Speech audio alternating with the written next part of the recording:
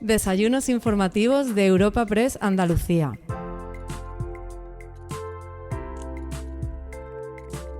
En esta nueva edición de los desayunos de Europa Press Andalucía, damos comienzo a un ciclo de encuentros dedicados a conocer a los candidatos de las elecciones a la presidencia de la Junta de Andalucía, que se celebrarán el próximo 19 de junio. Esta serie de citas llevan por título Andalucía vota y la primera que te ofrecemos tiene como protagonista a Juan Espadas, secretario general del PSOE de Andalucía y candidato a la presidencia de la Junta de Andalucía, quien acude a nuestras tribunas para dar a conocer sus propuestas y a continuación para charlar con Francisco Morón, delegado de Europa Press en Andalucía. Bueno, muchas gracias de nuevo a Europa Press por la oportunidad de estar aquí. Ya son muchas las ocasiones en las que he disfrutado o bien presentando o bien interviniendo, en este caso como hoy, presentando alguna propuesta o, en fin, o debatiendo.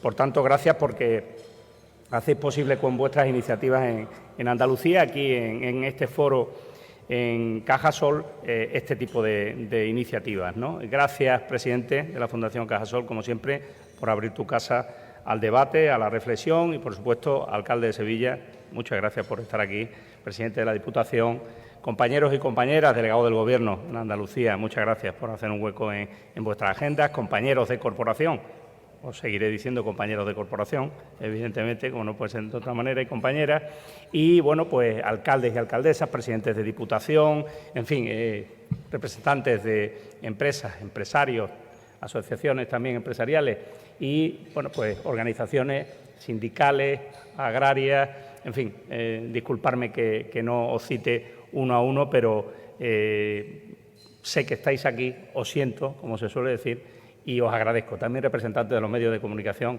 que seguís hoy, en fin, este primer foro sobre las elecciones autonómicas en Andalucía, o como dice en este caso el rótulo, bueno, pues un ciclo electoral en el que vamos a analizar algo que algunos quieren obviar, que es que Andalucía vota el 19 de junio, por tanto, vota, decide y, como vengo diciendo estos días, y me lo escucharéis mucho, si votamos, ganamos, pero quien gana sobre todo es la democracia, quien gana son los derechos, quien gana son los ciudadanos y las ciudadanas.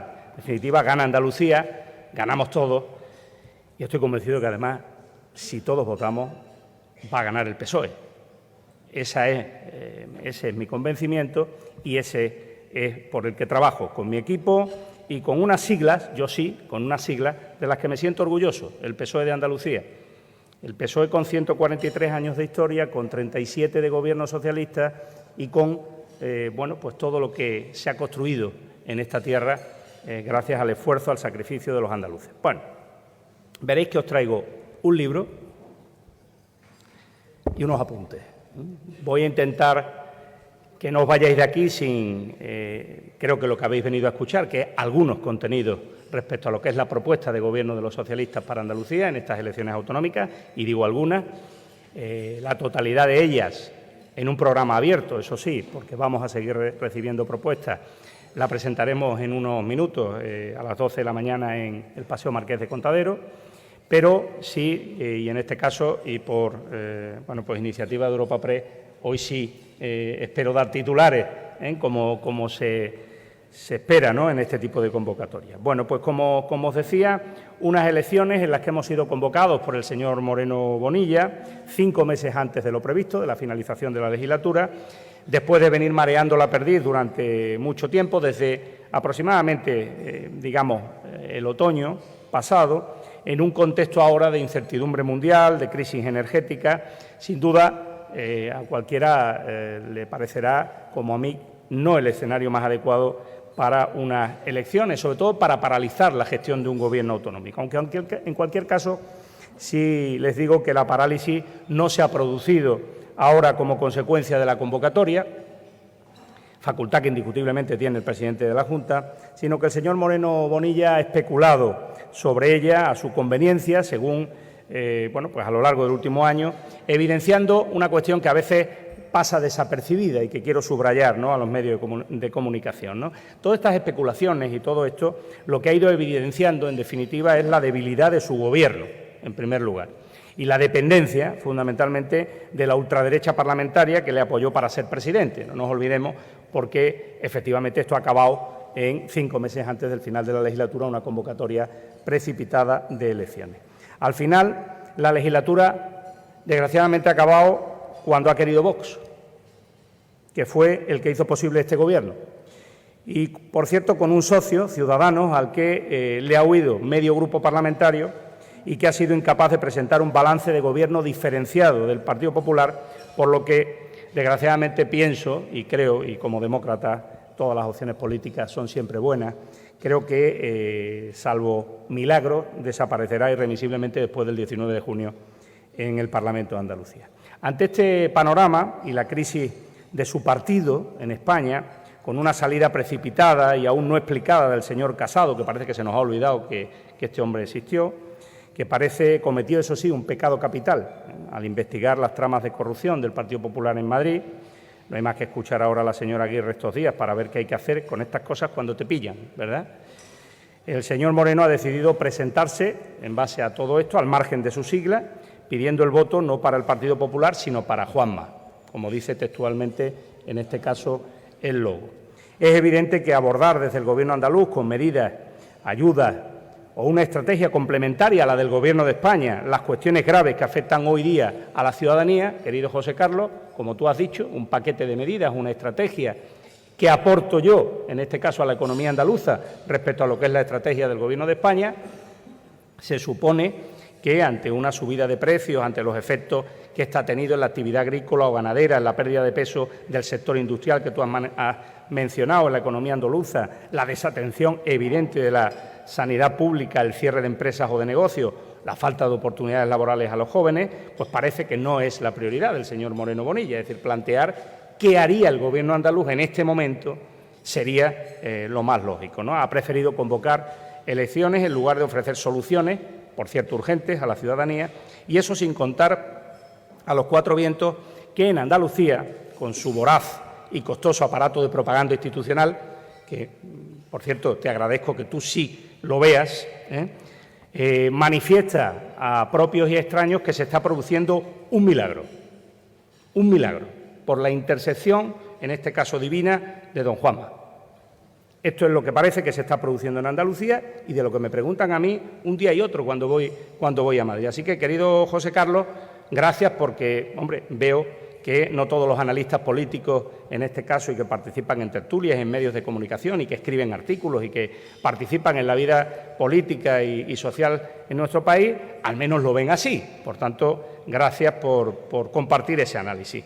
Andalucía se encamina de esa forma a sus 12º elecciones autonómicas, por cierto, justo cuando se cumplen hoy, 23 de mayo, el 40 aniversario de las primeras elecciones ganadas por los socialistas en Andalucía, con Rafael Escuredo a la cabeza, un 23 de mayo de 1982. Desde entonces, esta tierra, sin duda, ha experimentado una revolución económica y social de la que nos sentimos, sin duda, orgullosos, gracias al esfuerzo de los andaluces, como decía, y andaluzas antes, para salir del subdesarrollo, de la marginación, en definitiva, para votar lo que han querido votar a lo largo de todos estos años, durante 37 además, decidiendo gobiernos socialistas, también en la última ocasión, aunque no pudo mantenerse ese gobierno de Andalucía. Así que ese sí que puede, a mi juicio, considerarse el auténtico milagro andaluz, que es el del espíritu de superación de los habitantes de esta tierra y la transformación que se ha experimentado en la misma con políticas socialdemócratas.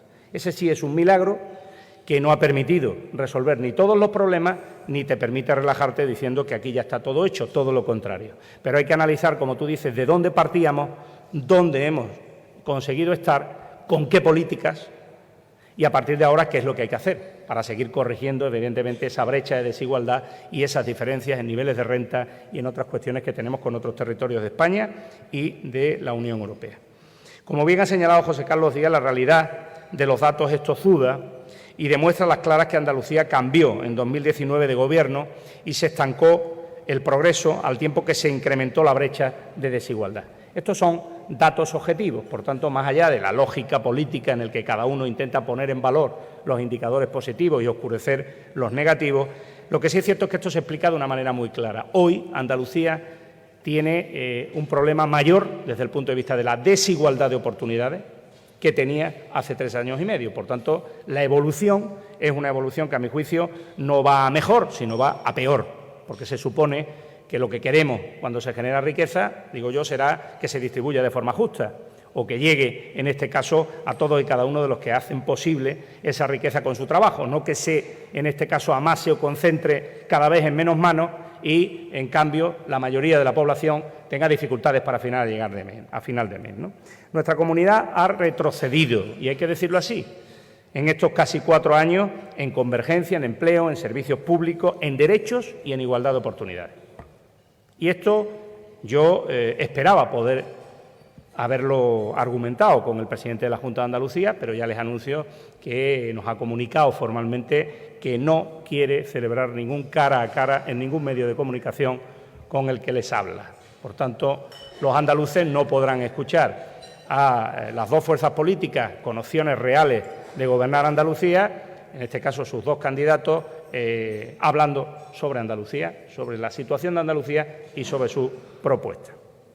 Esta es la realidad. Así que, miren, yo creo que de lo que toca aquí es de hablar del momento decisivo que tiene y vive España, de hablar de qué es lo que tenemos que hacer de aquí a 2030 y, por tanto, en una legislatura clave como la que vamos a abrir ahora, en los próximos 4 años, y además plantearlo en el momento en el que más recursos económicos van a llegar a Andalucía para hacer posibles las transformaciones que necesita nuestra tierra, transformaciones estructurales y decisiones clave. Andalucía avanza, dice el señor Moreno Bonilla, pero a mi juicio lo hace sin rumbo.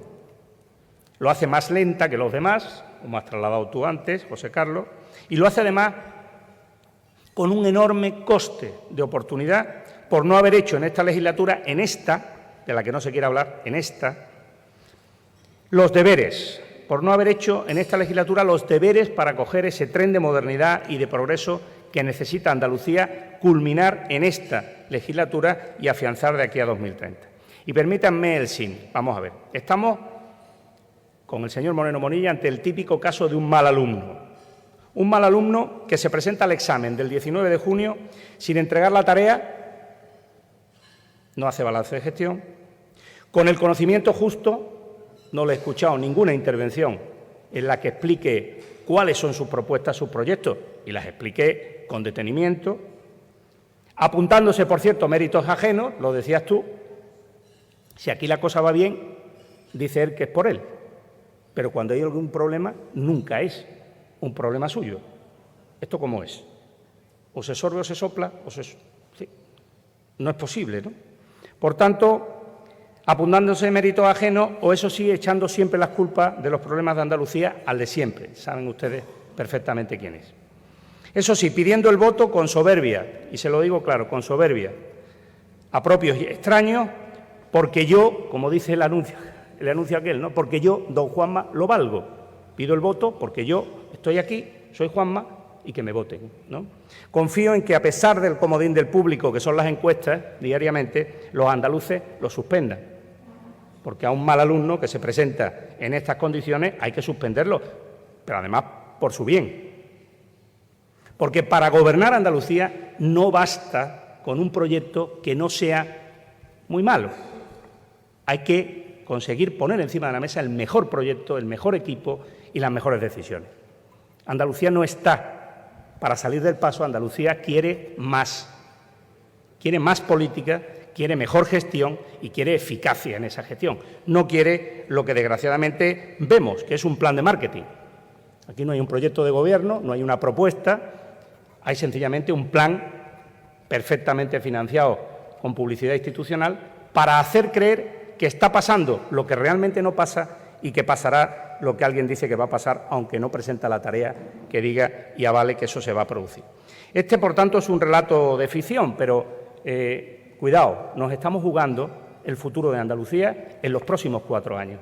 No hay vuelta atrás. O cogemos este tren o sencillamente nos arrepentiremos por muchos años. Y las recetas, en este caso, neoliberales de la derecha, las recetas del Partido Popular, las hemos comprobado en la anterior crisis. Y, por cierto, ahora estamos comprobando otras recetas y otras políticas para salir de esta.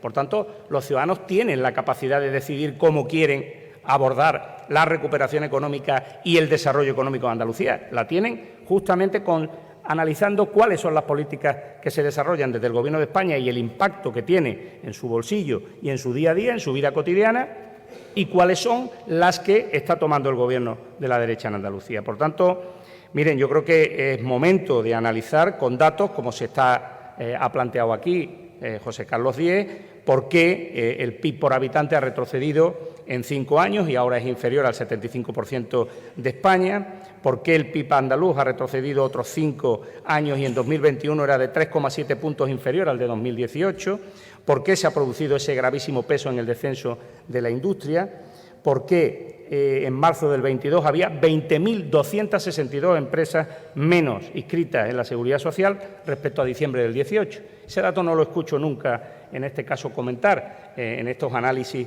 políticos que se hacen en las tertulias, en las que se habla que Andalucía crea más empleo que nadie, autónomos. No, mire, los datos son los que son, digámoslos todos o no digamos ninguno. Pero lo cierto y verdad es que cuando solamente se lee una parte de la realidad y no se pone el acento en datos de este tipo, pues sencillamente se está engañando a la gente, ¿no? Nosotros ejercemos un triste liderazgo en el paro registrado, y lo sabemos, y en la precariedad laboral. Y, curiosamente, hasta marzo de este año teníamos unos datos de empleo que efectivamente hacían que el presidente de la Junta de Andalucía no hablara de empleo. No podía hablar de empleo. Pero mire por dónde, en abril del 2022 han empezado a cambiar las cosas y se ha producido este fenómeno de intersección divina en el que el milagro patente se produce como consecuencia de que algo habrá hecho bien don Juanma, sin reconocer que es que ha cambiado, en este caso, la normativa sobre el mercado laboral, y hay determinadas cuestiones y decisiones que se están tomando por el Gobierno de España que son las que están verdaderamente generando empleo en Andalucía. Y si no, que me diga exactamente qué decisiones del Gobierno andaluz son las que están incidiendo en esa creación de empleo. Solo con que me diga una, pero que sea verdad, yo me conformaría, pero es que no consigo realmente que me aporte ningún dato, ¿no? Claro que efectivamente están mejorando los datos del empleo. En Andalucía, por ciento, a menor ritmo y en menor porcentaje que en otras comunidades. Pero claro que están mejorando. Pero es que, además, es que ese empleo que se genera es ahora un empleo que tiene, en fin, lo que tantos años llevamos buscando, carácter indefinido, que está acabando con la precariedad laboral, que está ofreciendo oportunidades a nuestros jóvenes, a las mujeres. Pero esto no se está produciendo como consecuencia de un milagro de don Juanma, se está produciendo como consecuencia de un paquete de medidas y de decisiones que se han aprobado en el Congreso de los Diputados con el voto en contra de don Juanma. Por tanto, que nadie venga aquí a apuntarse como mérito propio lo que es consecuencia de decisiones de un Gobierno, en este caso en España, que obviamente, como en otros territorios, está teniendo una incidencia positiva en Andalucía. De todas maneras, de lo que venimos a hablar aquí, si me lo permiten, es de qué tiene que hacer el Gobierno andaluz en los próximos años. Y por eso les traía esto. Esto es el informe que presentaba hace tan solo un mes la vicepresidenta primera del Gobierno de España en la Comisión General de Comunidades Autónomas en el Senado. Esto, que se titula Informe de situación del Plan de Recuperación, Transformación y Resiliencia, es la foto real de qué es lo que está sucediendo y va a suceder aquí en España, en Andalucía, en los próximos 4 años. Esta es la clave del desarrollo económico y de la generación de riqueza y, por tanto, del empleo en Andalucía. Les invito a que lo analicen. Esto está colgado en la página web, esto es de acceso público. Por cierto, aquí también se puede ver cuál es el grado de compromiso y de ejecución en los fondos europeos de Andalucía. Sobre eso verán, ni escucharán al Gobierno andaluz hablar del mismo, pero aquí es donde está realmente el programa de gobierno de cualquier fuerza política que de verdad quiera resolver los problemas de Andalucía. Aquí. Por eso, si me preguntan, ¿y usted qué es lo que haría si fuese el presidente de la Junta de Andalucía en su primer Consejo de Gobierno? Pues, evidentemente, explicarle a los andaluces cuál es la estrategia del Plan de Recuperación Económica con 11.000 millones de euros, comunidad autónoma con más recursos y fondos europeos que ninguna otra comunidad en España. ¿Qué piensa hacer Andalucía con esos fondos? ¿Qué piensa hacer el Gobierno andaluz? ¿Cómo piensa concitar la inversión privada? ¿En qué eje va a poner mayor o menor acento? ¿Cuáles son los proyectos estratégicos? ¿Cómo va a vertebrar y a reequilibrar el territorio? Les tengo que recordar, como saben, y aquí hay empresarios que conocen perfectamente esta cuestión, les tengo que decir que sobre los 4 elementos en los que pivota este plan de recuperación económica, estos fondos europeos, se va a discutir la competitividad y la capacidad de generación de riqueza y empleo en los próximos años sobre la base de las inversiones en el ámbito verde o ecológico o de la transición energética, sobre la base de la digitalización y la modernización e innovación de nuestro tejido productivo, sobre las políticas de inclusión social, de cohesión territorial que se lleven a cabo y por último, pero no menos importante, sobre las políticas de igualdad de género que se desarrollen en el territorio. Estos son los 4 ejes que no ha marcado ningún iluminado ni ningún, en este caso, analista o redactor de programas electorales, por bueno que fuera. Es un consenso europeo, en donde los Estados miembros de la Unión Europea, después de sesudos análisis, pues han decidido que de esta crisis salgamos con más inversión, movilizando recursos que den oportunidades al tejido productivo y, por tanto, a nuestras empresas, de generar más empleo de más calidad y, además, de abordar los retos de una agenda que a la ultraderecha le da urticaria, grave además, con necesidad de ir a urgencias, que se llama la Agenda 2030.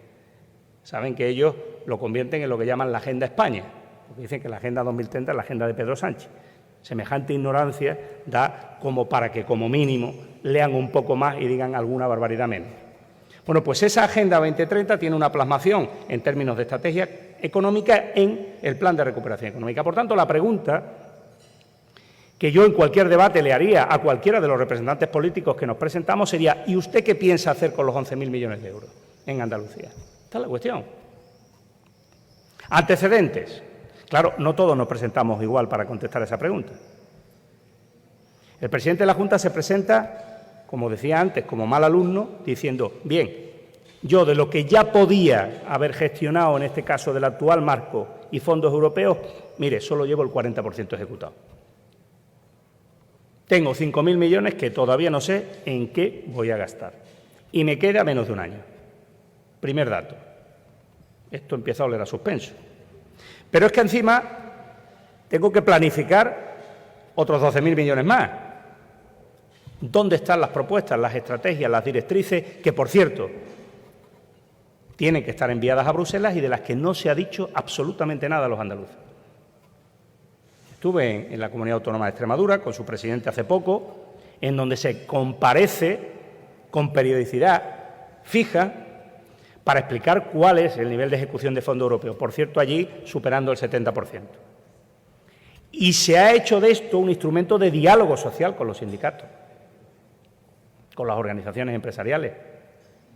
Se explican la visión estratégica desde el ámbito de lo público de un gobierno y se concita los proyectos y las inversiones privadas dispuestas a desplegarse igualmente en el territorio para buscar alianzas, sinergias y además hacerla de manera transparente y con el apoyo de los trabajadores y trabajadoras. ¿O es que son espectadores ajenos a lo que queremos, en este caso, impulsar como palancas de cambio y de transformación económica?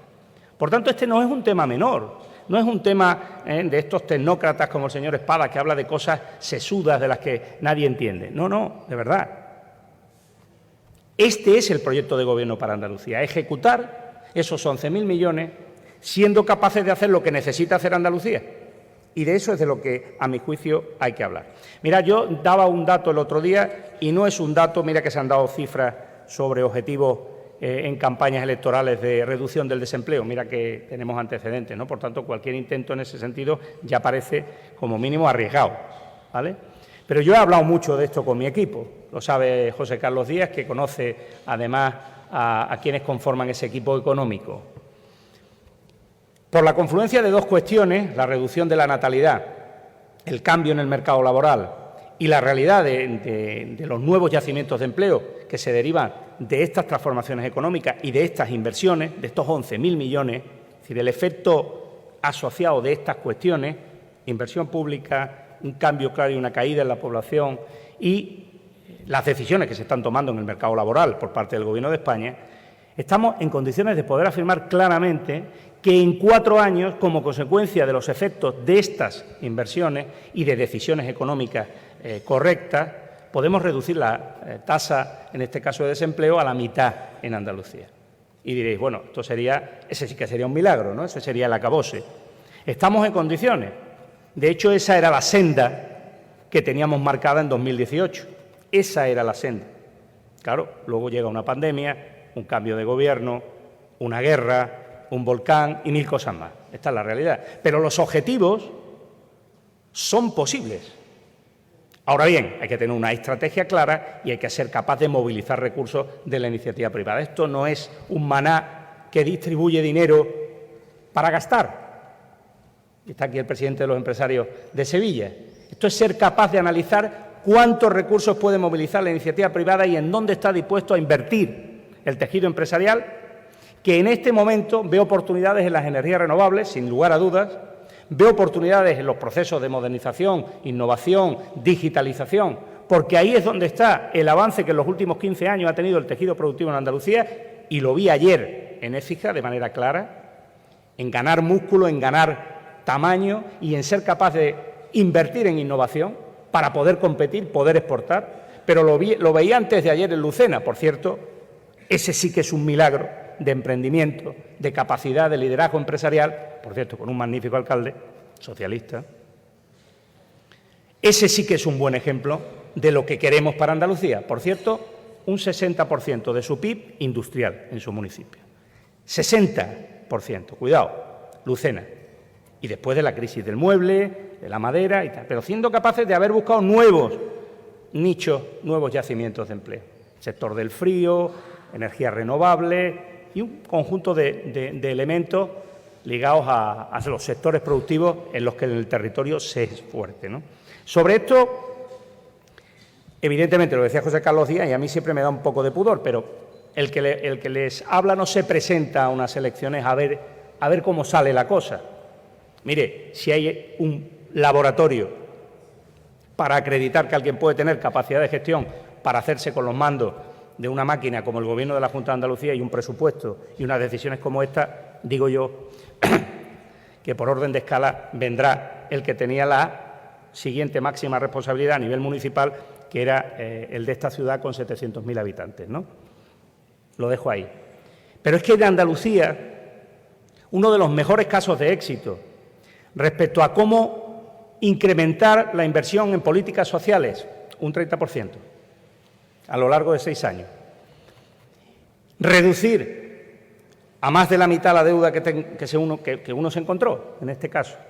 Hacerlo, por tanto, siendo capaz de generar el mayor volumen de inversión privada, en este caso en el territorio que gestiona, y la mayor capacidad de financiación externa con fondos europeos que había tenido esta ciudad, la mayor en estos momentos, de la que disfruta el señor alcalde de Sevilla, y por supuesto ha formado parte como el resto del equipo.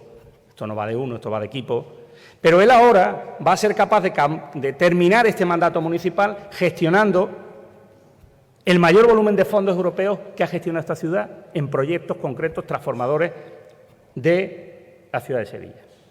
Por cierto, y lo dejo ahí, respaldo al 100% lo que planteaba el alcalde de Sevilla ayer en este mismo foro respecto a que la infraestructura, en este caso que demandan los vecinos de Sevilla, el metro de Sevilla, la línea 3 de metro de Sevilla, la 2, requiere de un gobierno que deje, en este caso, de especular y se ponga a tomar decisiones.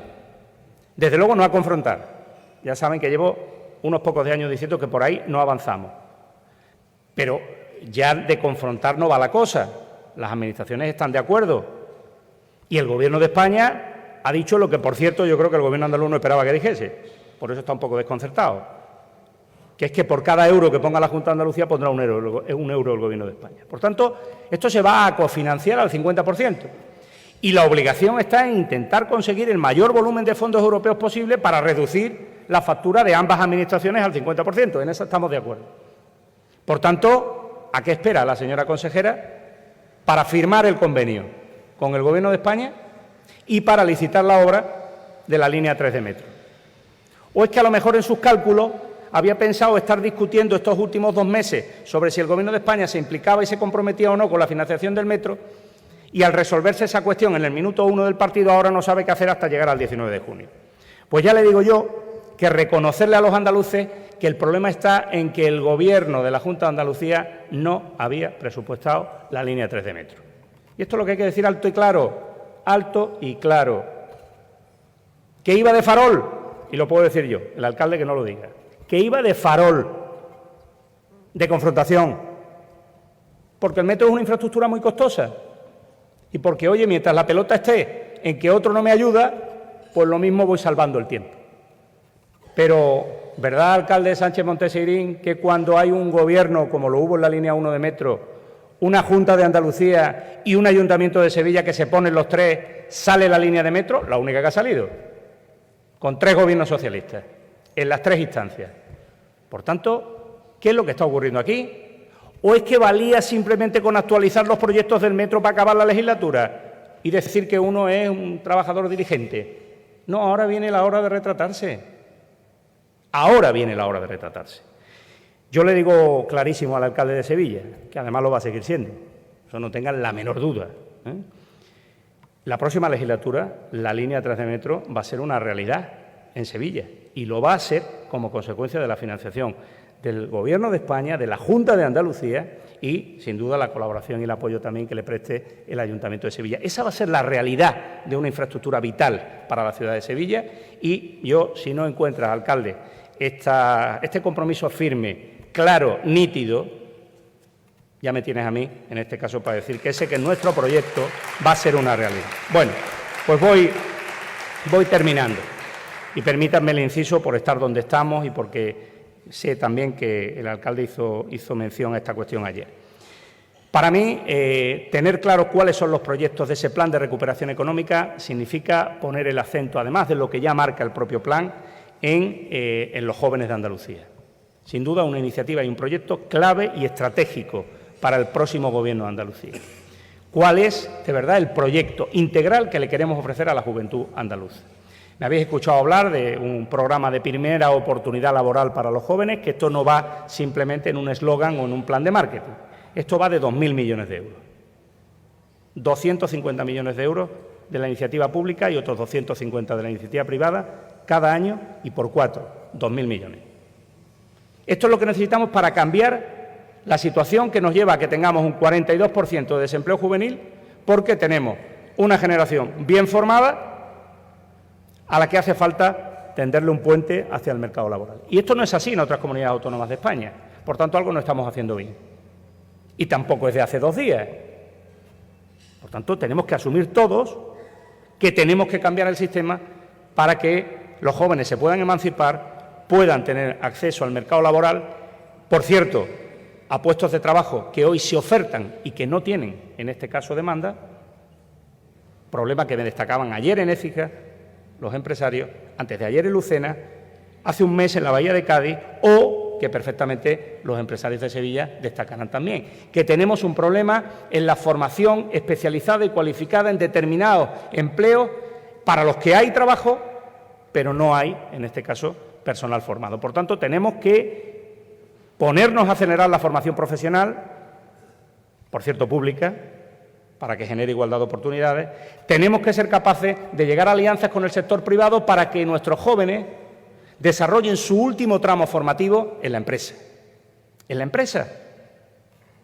No son solo prácticas profesionales, son mucho más. Es sencillamente aprender el oficio, como se dice y como se ha hecho siempre en todos los casos de éxito, desde donde luego se desarrolla el centro de trabajo o la actividad. Y en un mundo, además, completamente cambiante, mundo tecnológico, un mundo en el que ya hay mucha gente que no trabaja en un centro de trabajo, que lo hace desde cualquier punto. Bueno, pues ese mundo es el que tenemos que ser capaces de construir para nuestros jóvenes y ahí sí que podemos reducir de manera radical las cifras de desempleo juvenil en Andalucía. Ese es un objetivo de gobierno, como nos gusta decir con los objetivos de país, pues es de gobierno de Andalucía. Eso es lo mejor en lo que podemos emplear nuestro tiempo y, por cierto, en los yacimientos de empleo en los que la recuperación económica se va a medir.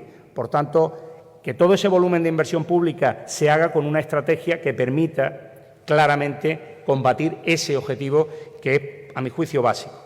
Miren, no puedo hablarles hoy de servicios públicos. No tenía que optar. Evidentemente, eso daría para otra intervención. Hemos hablado de economía.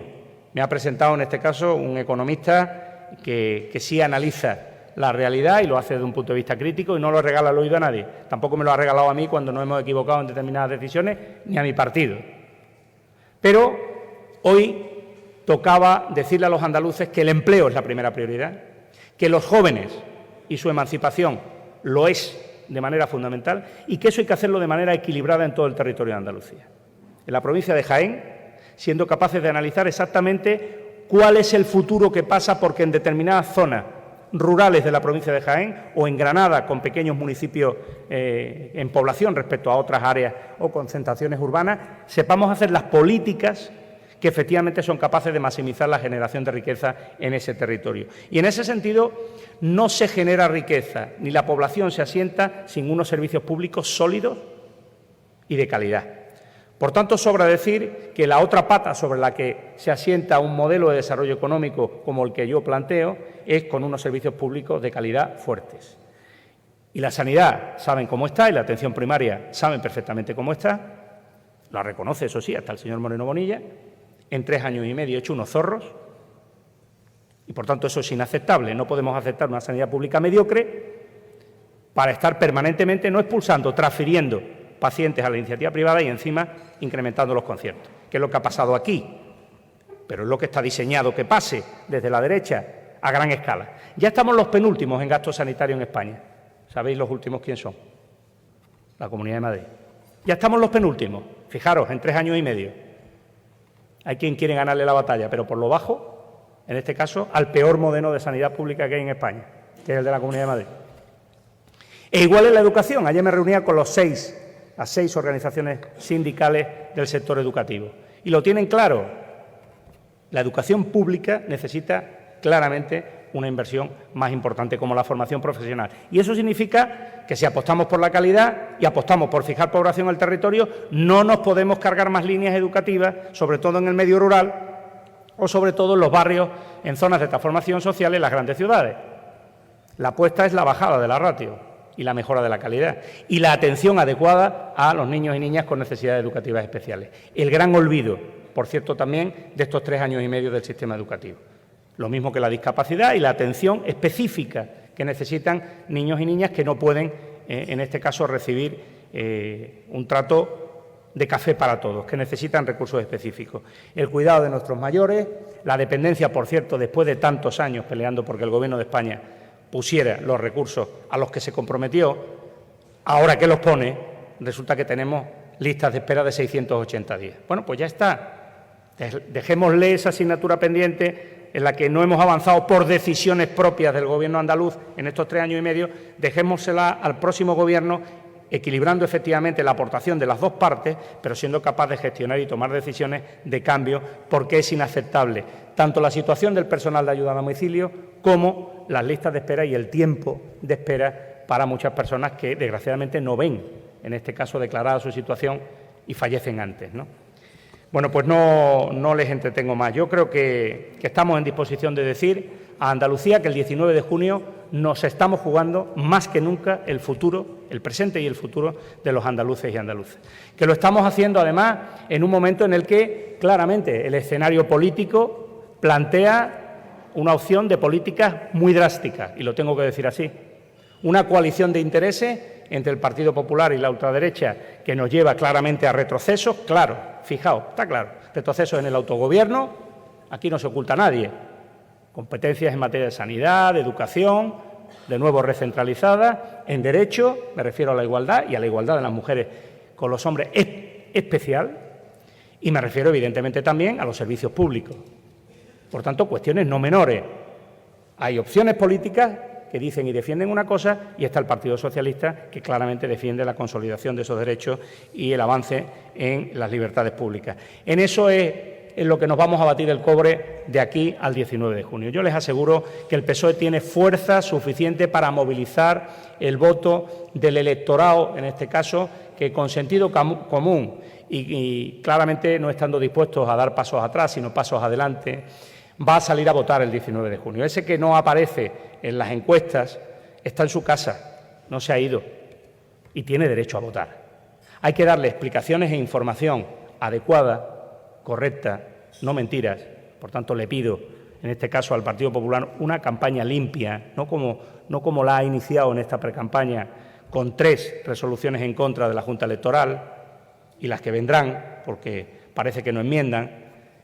Creo que hablar de libertad y de democracia significa garantizar en el periodo electoral la información del electorado sobre las propuestas y, evidentemente, sobre la situación de Andalucía.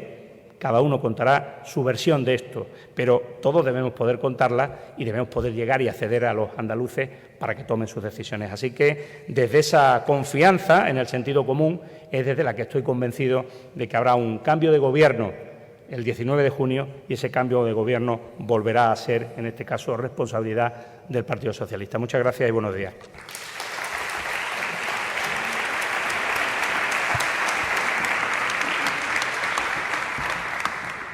Muchísimas gracias, señor Espadas. Ha hablado usted del momento en el que se producen estas elecciones. ¿Es quizás las elecciones más importantes a las que se está enfrentando Andalucía? Por el panorama, por la importancia de estos fondos europeos, por la importancia de retomar, de reactivar la economía y de salir adelante con todo el escenario en el que estamos. Bueno, yo creo que ha habido momentos históricos en Andalucía claves, ¿no? Sin duda el camino se emprendió un 28 de febrero con un referéndum que marcó la decisión del pueblo andaluz sobre su autogobierno y a partir de esa decisión sobre el autogobierno, desde mayo del 82 se produce, en este caso, esa otra decisión que marca una línea de política que pues han desarrollado los gobiernos socialistas a lo largo de todos estos años, ¿no? Esos son momentos, sin duda, clave, ¿no? A partir de ahí ha venido pues, la gestión de ingentes cantidades de fondos europeos, políticas y situaciones de crisis, reconversiones, momentos complejos, cifras de desempleo inaceptables. Es decir, hemos tenido momentos críticos, por supuesto, en el pasado. Pero ahora, fíjese que yo le hablaba de un coste de oportunidad. El coste de oportunidad es el coste de no hacer. En este momento, esto es como lo del cambio climático. No tomar decisiones correctas tiene un coste mucho mayor del que en otros momentos tenía acertar o no con determinado tipo de políticas o de inversiones. En este momento todo el mundo está en lo mismo, es decir, hay una estrategia europea, por eso parece mentira cómo alguien puede estar diseñando una coalición de intereses para gobernar con alguien que quiere salirse de Europa, cuando creo que la pandemia y esta crisis ha demostrado que lo que necesitamos es más estrategia europea, más cohesión y más capacidad para diseñar trabajo en común. Cuando Suecia o Finlandia están entrando en la OTAN, por una situación como la que vemos y estamos viviendo, que es que necesitamos ayuda y cooperación mutua para hacer frente a amenazas, algunas pues como la que se está viviendo en este momento, hay quien está planteando sencillamente lo contrario, ¿no? Y a mí, fíjese, me preocupa la posición del Partido Popular porque creo que se está equivocando de manera radical. El Partido Popular tiene que reconocer que ha sido el coladero de la ultraderecha en España y lo fue en primer lugar en Andalucía. Ahí tenía una decisión histórica el Partido Popular. En un momento en el que fue una fuerza política con muy mal resultado electoral, eligió hacer, en este caso, esa geometría variable, esa aritmética que lo llevara a apoyarse en una fuerza política en la que en Europa no se apoya a nadie para conseguir un objetivo. Esto es un tema trascendental, es que se nos olvida, que parece que fueron unos votos para la investidura. No. Fue mucho más. Pero no solo quedó en la investidura, luego en el día a día hemos visto que hasta que Vox ha querido, ha habido presupuestos, ha habido decisiones y, por tanto, ha habido estabilidad. Y cuando ha dejado de quererlo, pues tal. El paso siguiente es, bueno, pues ahora, ¿alguien piensa que la señora Olona viene a Andalucía a hacer oposición o a quedarse sentada, en este caso, mientras un gobierno del Partido Popular le pide de vez en cuando un apoyo parlamentario? ¿Verdad que no? Es evidente que alguien que deja la política nacional y que se caracteriza, en este caso, por haber marcado el listón de la ultraderecha en España, viene a Andalucía porque está preparando desde la derecha los escenarios en los que se mueve el Partido Popular para aspirar a un gobierno de España. Y esto es lo que verdaderamente a mí me enerva, es decir, que Andalucía no es laboratorio de pruebas de nadie, como tampoco lo es Castilla y León, y que el Partido Popular tiene que ser franco y sincero. ¿Por qué el señor Moreno Bonilla no le contesta a Andalucía, si volvería o no a apoyarse en la ultraderecha, si gobernaría o no con la ultraderecha. Los andaluces tienen derecho a saber si el voto que depositan en el Partido Popular no va a acabar en un gobierno de coalición con la ultraderecha. Porque evidentemente, ya le digo yo, que un votante de centro o un votante con, en este caso, ideas progresistas, no va a depositar su voto, por moderado que parezca don Juanma, en alguien para acabar teniendo un gobierno con la ultraderecha. Esto es de sentido común. En este sentido, señor Espadas, Inmaculada Nieto, la candidata de Por Andalucía, ya ha advertido de que, bueno, que se plantearía la posibilidad de una abstención para evitar esa coalición en el caso de que el Partido Popular fuera la fuerza mayoritaria o más votada. ¿En el PSOE existe ese debate? ¿Existe la posibilidad de que el Partido Socialista, en el caso de que el Partido Popular ganara esas elecciones, permitir gobernar con una abstención para que esa ultraderecha, ese Vox, no entrara a formar parte del Gobierno? A mí me parece, fíjese, no solo un error ese debate, sino además me parece que Inmaculada Nieto no pensó bien, en este caso, el alcance de esa frase por una razón. Porque, ¿pero una frase o es que realmente se está planteando? No, mire, por eso le digo que creo que es un error, ¿no? Estamos ante unas elecciones en las que el votante tiene que tener claro que vota a izquierda o vota a derecha. Por tanto, ¿cómo le vas a decir a un votante de izquierdas que su voto a lo más que llegaría sería una abstención para que gobernara a la derecha? Esto es una barbaridad. Así de claro. Entonces, mire, con los antecedentes que tenemos, pero cómo la derecha tiene, de verdad, cara dura para plantear ni lista más votada ni abstenciones de nadie, cuando sencillamente hizo lo que hizo. Y no tengo que recordarle en el año 2015, ¿verdad?, lo que tardó en ser presidenta de la Junta de Andalucía la señora Díaz, ¿no?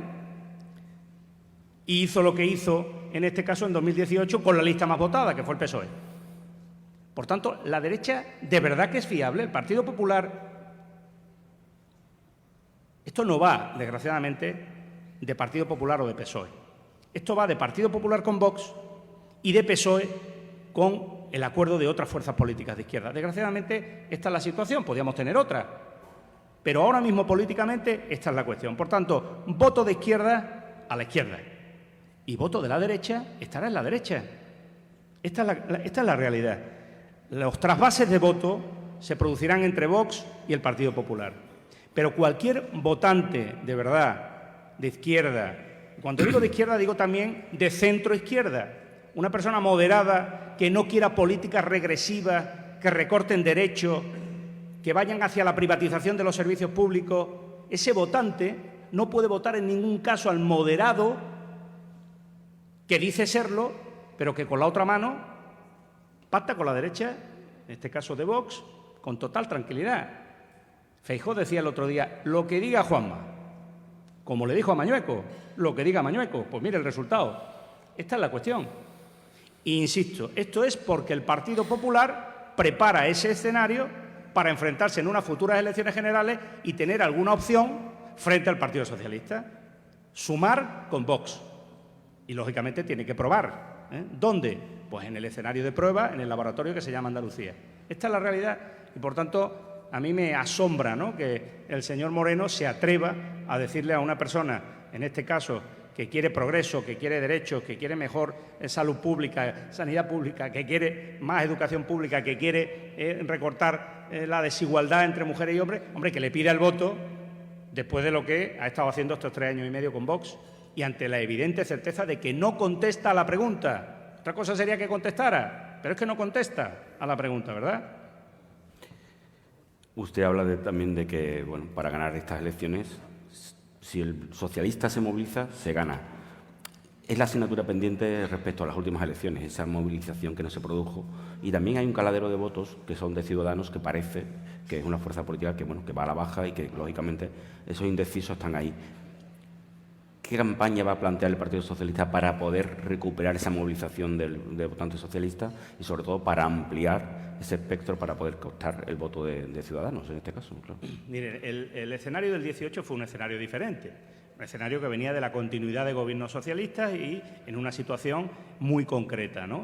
37 años de gobierno, un lógico desgaste y también una lógica fricción con fuerzas políticas, en este caso, que en un momento determinado pues querían más, demandaban más o sencillamente creían que un cambio era posible y un cambio a mejor. Quiero entender, por tanto, la situación del 18 aquí es radicalmente diferente. Ahora ha habido un gobierno de la derecha y ahí los ciudadanos han valorado qué significa la alternativa de izquierda y la alternativa de la derecha. Esto no se había producido en la historia de Andalucía, la historia democrática de Andalucía.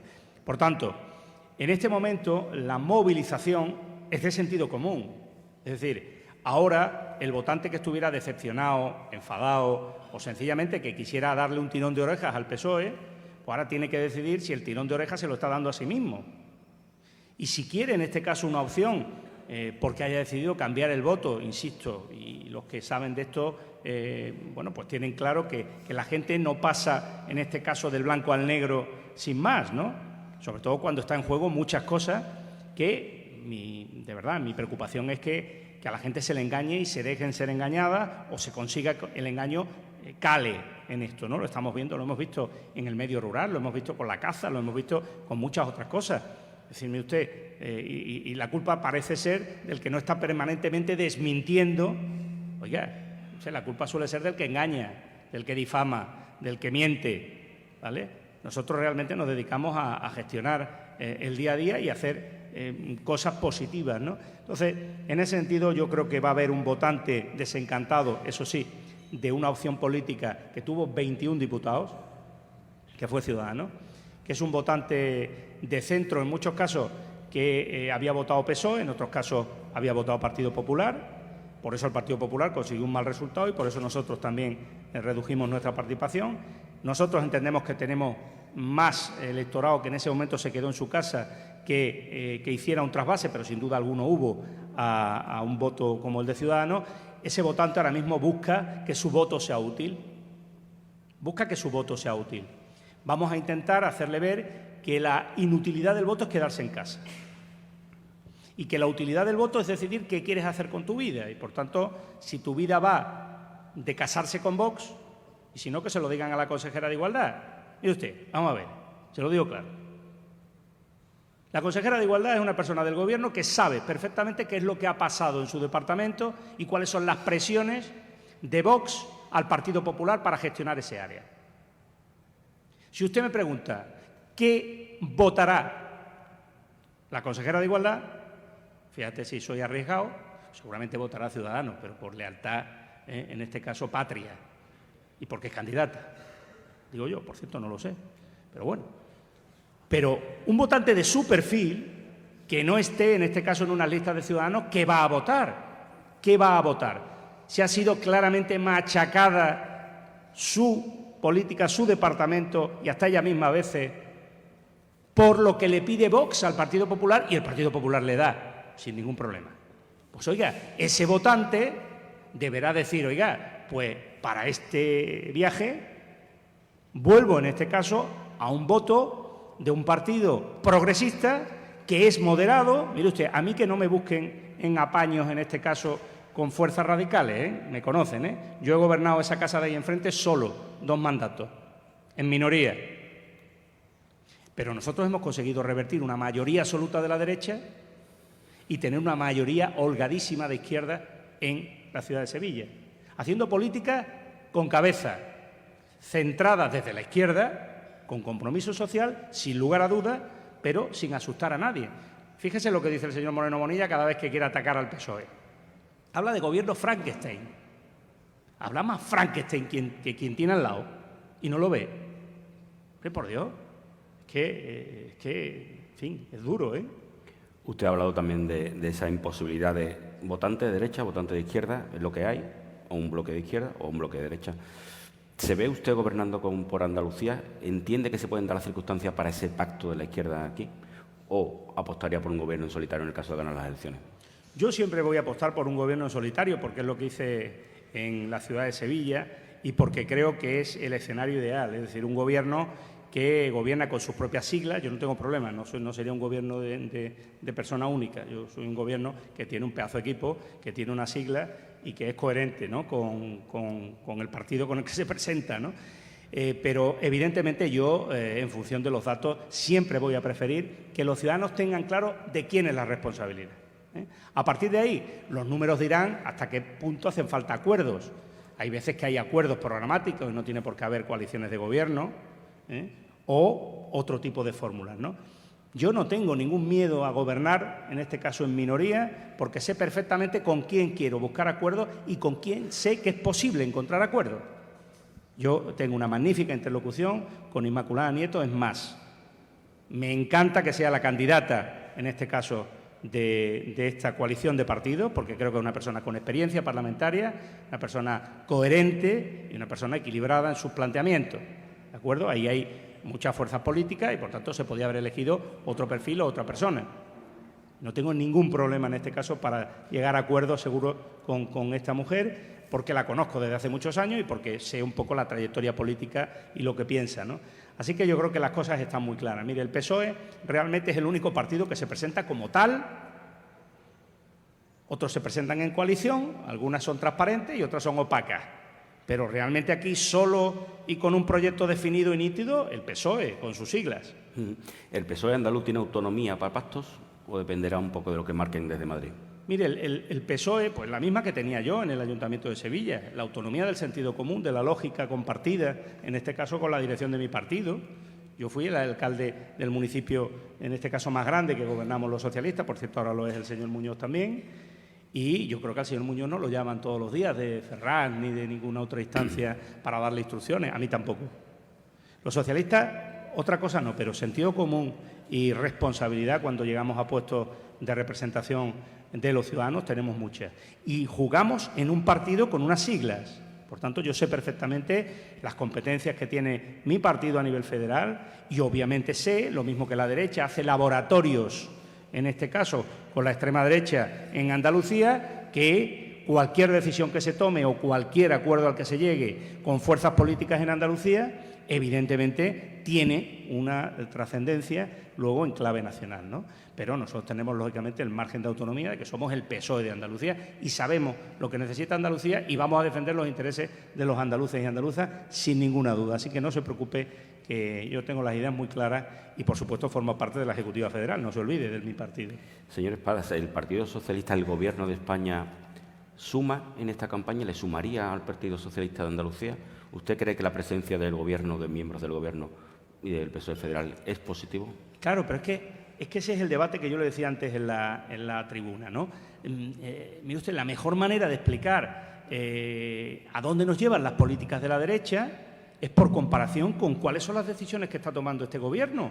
Es decir, vamos a ver, si yo le explico a un andaluz que cuando va a llenar su depósito de gasolina, resulta que los 20 céntimos son como consecuencia de una medida que ha aprobado el Gobierno de España y sobre la que ha votado en contra el señor Moreno Bonilla a través de su partido, seguramente se lo podré explicar mejor para decir, oiga, mire, que lo que pasaba antes en la anterior crisis para salir de una crisis era que aquí el Gobierno de España le decía a los ciudadanos que hay que apretarse el cinturón, no cojas el coche, no lo saques y así no gastas. Vamos a ver, ¿quién ha subido el salario mínimo interprofesional? ¿Qué van a votar aquellas personas que ganaban 700 euros y ahora ganan 1.000? A ver, sentido común. A ese electorado, ¿qué le voy a explicar? Porque una política y una decisión de Pedro Sánchez y del Gobierno de España ha permitido que tenga un salario más digno. ¿Qué le voy a explicar a los pensionistas? Mi madre, la pobre, que en paz descanse, que recibía la cartita de los 0,25 euros. ¿Qué le voy a explicar? Que ahora hay un Gobierno que le dice a los pensionistas que su pensión tiene que subir como suba la vida, ¿no? Algo sencillo, fácil. ¿Qué le voy a explicar a los chavales que están firmando hoy un contrato indefinido?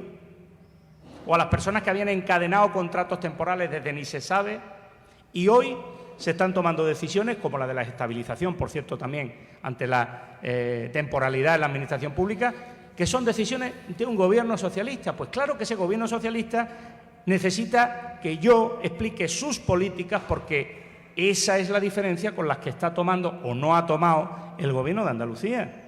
¿Cuáles son las medidas que ha tomado el Gobierno de Andalucía para ayudar a los sectores productivos en Andalucía en esta crisis? Si ha tenido hasta que devolver dinero o transferencias de recursos del Gobierno de España.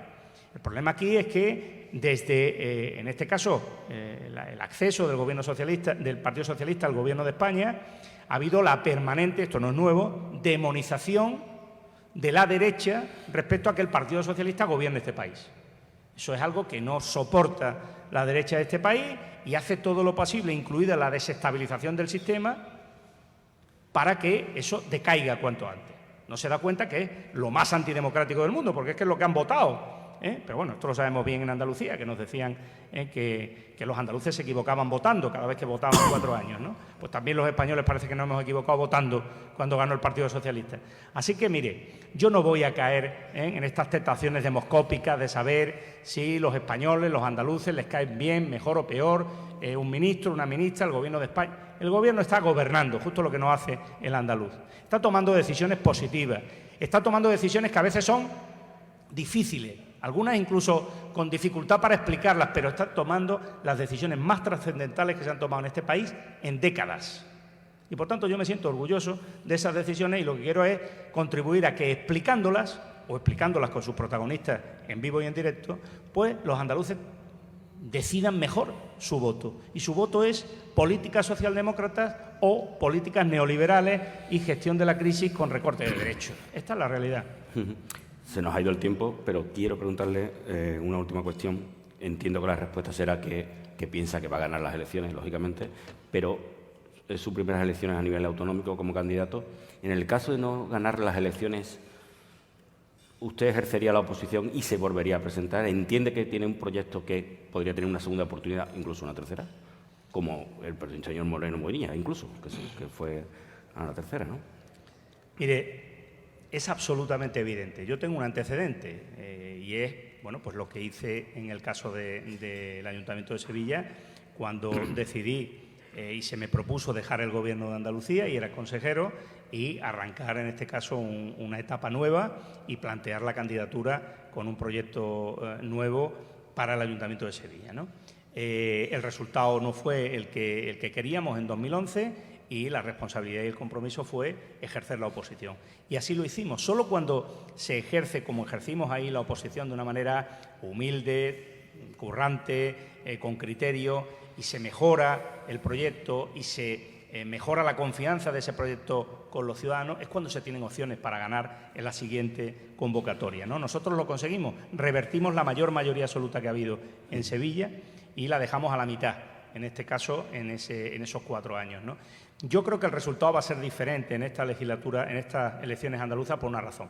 Mire, el PSOE de Andalucía ha ganado pues todas las elecciones, porque quitando algún accidente en 2012, ¿no? En este caso el señor Arenas consiguió ganar esas elecciones, pues hemos tenido unos resultados que demuestran la potencia, el vigor que tiene el PSOE de Andalucía y sobre todo su tejido y su capilaridad en el territorio, ¿no? Es decir, estamos gobernando 470 municipios de Andalucía, cualquier cosa, ¿no? Por tanto, tenemos terminales de mucha confianza, caras, ojos, mujeres y hombres que definen políticas socialistas en el territorio y en las que yo me quiero apoyar porque son la credibilidad para recuperar la confianza en un gobierno andaluz. Por tanto, el escenario es radicalmente diferente al que yo viví. Yo entonces fui coherente y me quedé en la oposición y, por supuesto, puse a disposición de mi partido en el último momento, cuando llegaba la hora de decidir candidatura, si se quería, en este caso, renovar para que yo me presentara de nuevo o se quería buscar otro compañero o compañera que lo pudiera hacer mejor o que pudiera tener más opciones. El partido decidió y yo planteé volver a intentarlo y los resultados pues ahí estuvieron, ¿no? En este caso yo creo que lo que aquí va a haber claramente es un gran susto por parte de la derecha, parecido a que en 2015 se llevó un alcalde de Sevilla que nunca pensó que de manera callada y silenciosa los sevillanos le fueran a decir lo que le dijeron la noche de las elecciones municipales de 2015. Que es, mire usted no ha hecho nada, así que usted se va a la oposición y deja gobernar al Partido Socialista. Yo estoy convencido de que esa noche va a ser una noche mágica, va a ser una noche de un gran resultado electoral, no el que dan las encuestas, sino el que quieran los andaluces, y por tanto va a ser la de una mayoría de gobierno, una mayoría para gobernar del Partido Socialista, y por tanto, bueno, pues un reto para mí, para mi equipo, para el PSOE, un nuevo reto renovado, transformado y con fuerza.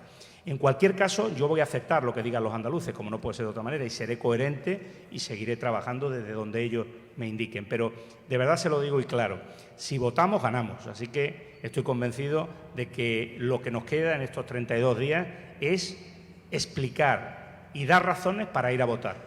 Los andaluces son gente muy inteligente y tomarán la decisión más correcta. Permítame que no deje pasar la oportunidad de cerrar, si le parece esto, con las condolencias, las mías evidentemente y la de todos los compañeros y compañeras, porque hemos tenido conocimiento ya estando aquí del accidente que se ha producido en Pedrera, en este caso con un vehículo de transporte de trabajadores y el fallecimiento en este caso de 2 personas y parece que hay algunos heridos más. Así que en cualquier caso trasladar las condolencias a su familia y a las personas allegadas y el dolor lógicamente por este accidente y por sus víctimas. Señor Espada, ¿le duele que no haya ese cara a cara? Lo ha dicho en referencia y tenía usted muchas ganas de ese cara a cara.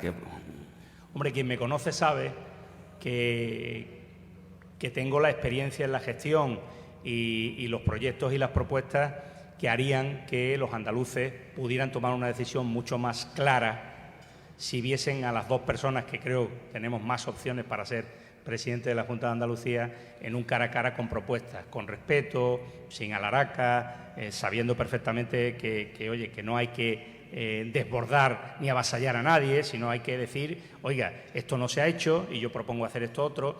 Yo creo que hubiese sido un debate serio y riguroso. Creo que en las formas y en el estilo somos 2 personas que no nos caracterizamos por decir barbaridades y, por lo tanto, creo que hubiese sido bueno para la democracia y bueno para Andalucía. La decisión que toma el Partido Popular y que toma el señor Moreno Bonilla es mala para Andalucía. Está hurtando, en este caso, un debate que sería decisivo para que muchas personas que están en su casa decidieran votar a uno o votar al otro. Porque al final, en estas elecciones más que nunca, hay que decidir eso, qué opción política y qué escenario es el que quieres el día después del 19J. Creo que no le está haciendo un bien a los andaluces y creo que me parece una actitud muy poco responsable, por más que evidentemente es legítima y que en cualquier caso, bueno, pues yo lo que quiero es que los andaluces sepan que yo sí hubiera estado dispuesto a aceptar ese cara a cara en cualquier medio de comunicación. Y por cierto ha habido 2 que lo han propuesto y a los que se le ha dicho por el Partido Popular que no. Señor Espada, muchísimas gracias. Usted Gracias. habla y abre este ciclo. Tendremos a todos los candidatos. Y bueno, el 19 de junio los andaluces votarán. Muchísimas gracias a vosotros también. Y gracias a todos.